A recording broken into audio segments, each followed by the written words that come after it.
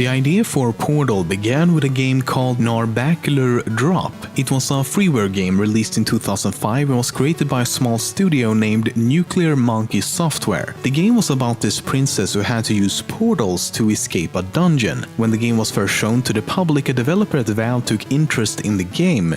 Not long after that, the developers of Narbacular Drop were hired by Valve to develop a new game based on the idea of using portals. For about 2 years, a small group of no more than 10 people worked on the game, and in late 2007, the game bundle The Orange Box was released, including Half-Life 2, Team Fortress 2, and Portal. Some elements have been retained from Narbacular Drop, for example the colors blue and orange for the portals. Of course, other features were not, such as the ability to open a new portal through an already existing one. The short puzzle game became an instant success, and in 2011 the sequel Portal 2 was released. At the end of the first Portal game, right after you've defeated GLaDOS, a hoop falls from the sky and lands in front of you. The developers thought this would become a meme and waited in anticipation for the internet to start talking about Hoopy the Hoop, as they called it. But as we all know, this never happened. Instead, the cake is a lie became the go-to meme for Portal, and Hoopy the Hoop was forgotten completely. Despite of this, or maybe because of it, Hoopy the Hoop can still be found in a few places in Portal 2. During Chapter 6 in Portal 2, you can find a secret door in an office that leads to a dry dock. This is where Aperture Science built and developed the ship Borealis that just mysteriously disappeared one day. You might be wondering why they would build a ship several kilometers underground. Well, this ship, Borealis, had some form of localized teleportation or long-range portal device that could potentially teleport it anywhere. However, this wouldn't make much sense to you if you haven't played Half-Life 2 Episode 2, so let's take a look. There's something else here. It's the Borealis! Good God. Incredible! What? The Borealis? It's real? Oh yes, quite real, despite its almost legendary stature. Our peers at Aperture Science were at work on a project of some promise. In Chapter 5 in Portal 2, you can find a turret that gives you various clues as to what's going to happen later in the game. Get mad. Don't make lemonade. Prometheus was punished by the gods for giving the gift of knowledge to man. He was cast into the bowels of the earth and pecked by birds. It won't be enough. The answer is beneath us. Her name is Carolyn. At one point in Portal 2, you reach this place, a science fair project for Bring Your Daughter to Work Day. The interesting thing here is that the project with the giant potato is made by a young girl named Shell, the same name as the protagonist we play as. Could this mean that Shell is the daughter of an Aperture Science employee? Because the project poster also states that she used a special ingredient from Dad's work, with the Aperture Science logo on the bucket drawn above. Early in development, Portal 2 was to be a prequel to the first game and would not feature any portals whatsoever. Instead, the game would use a new mechanic called F-Stop.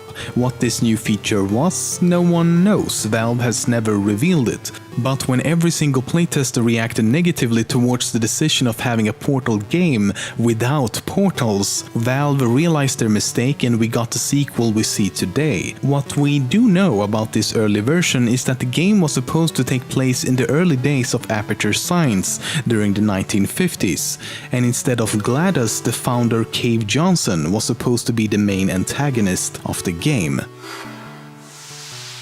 It's possible that Ratman is still alive in Portal 2, as he can be heard rambling in certain locations.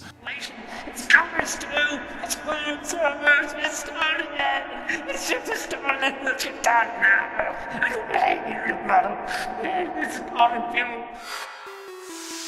There's a lot of unused content in both Portal games. In the first Portal there was an unused red portal and a texture file for a second portal gun. In Portal 2, Shell and a reskinned model named Mel was the original characters for the co-op mode. Adhesion gel would have allowed players to walk on the walls and ceilings, and reflection gel would have worked in the same way as the reflection cube. Before the co-op mode was implemented, a competitive mode was planned instead, called Football.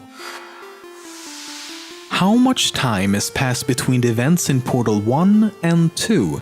This is something people have argued over for a long time now, and we still don't have a clear answer, so let's break down the facts we do have. If we read the official comic Portal 2 Lab Rat, we learn that after the events in Portal, Shell is put in suspended animation with no wake-up date. She will basically be in there forever, or until the power runs out, which just happens to be the case. The reserve power ran out, so of course the whole relaxation center stops waking up the bloody test subjects. And just like that, events in Portal 2 begin to unfold. Here's the thing though, when we wake up in Portal 2, the announcer says that we've been suspended for 9.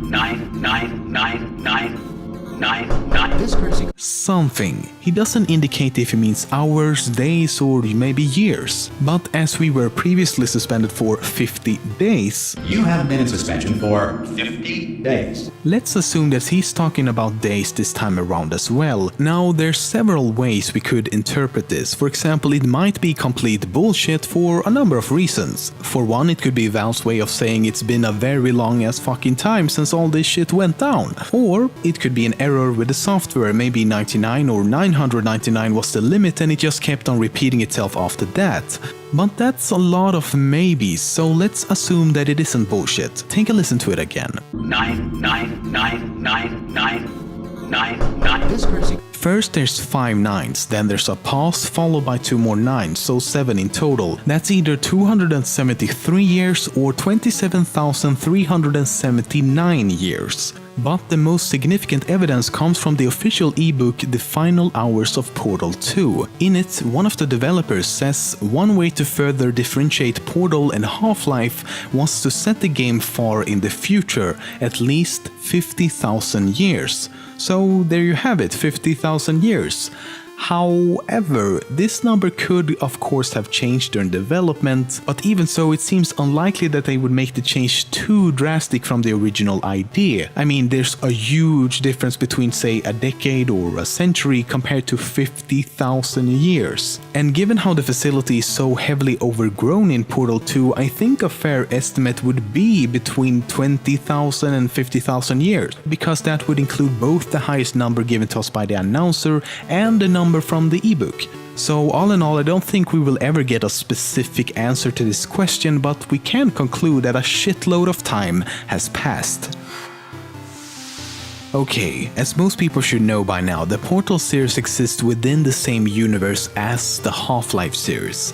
It all started when Valve began development on the first Portal game. Because of the limited capabilities of the small team at the time, they decided to use certain assets from Half-Life 2. However, this created a small problem as there would now be weird correlations between the two otherwise completely separate games. But the solution was of course simple: connect the two franchises by actually putting them in the same universe. So that's exactly what they did. And with time, especially after the release of Portal 2, the franchise developed its own very intricate storyline.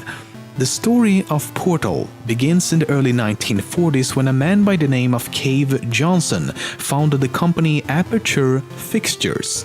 Back then, the company manufactured and sold shower curtains.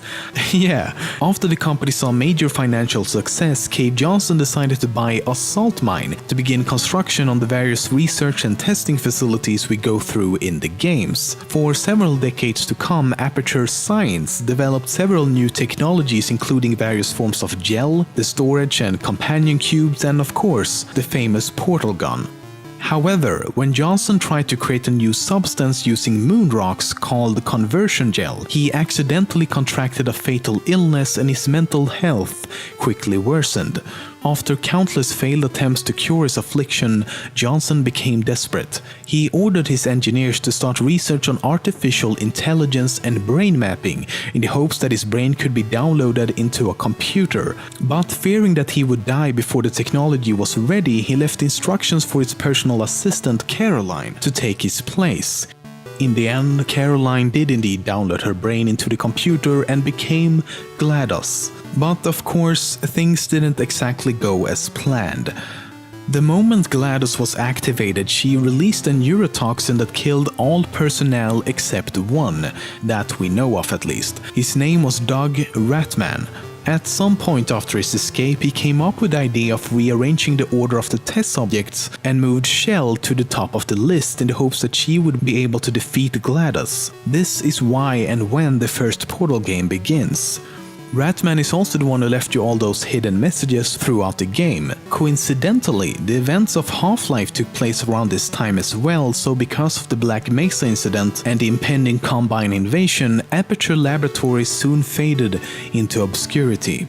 Anyway, after Shell defeats GLaDOS at the end of the game and finally reaches the outside world, Ratman did as well. But when he saw that Shell was being dragged back into the facility, he felt guilty and went back to rescue her. Once back inside, Shell had yet again been put in suspended animation inside a relaxation chamber, just like all the other test subjects.